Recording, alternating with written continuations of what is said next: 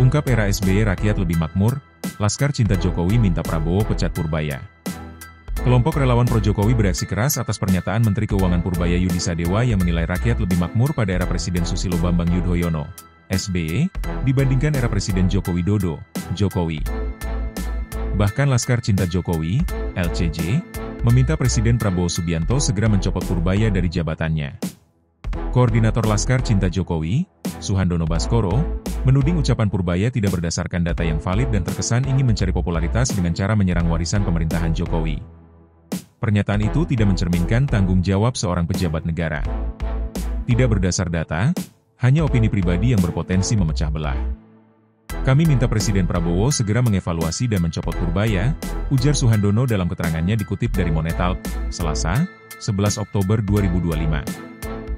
Menurut Laskar Cinta Jokowi, klaim Purbaya tidak mencerminkan kondisi real masyarakat. Data BPS menunjukkan bahwa tingkat kemiskinan nasional terus menurun dari 10,96% pada 2014 menjadi sekitar 9,03% pada 2024.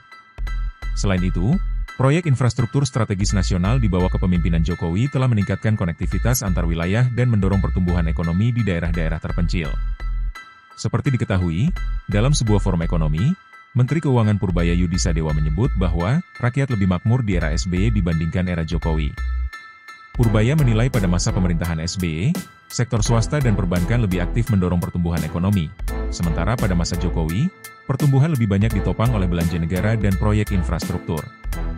Download Tribun X sekarang, menghadirkan lokal menjadi Indonesia.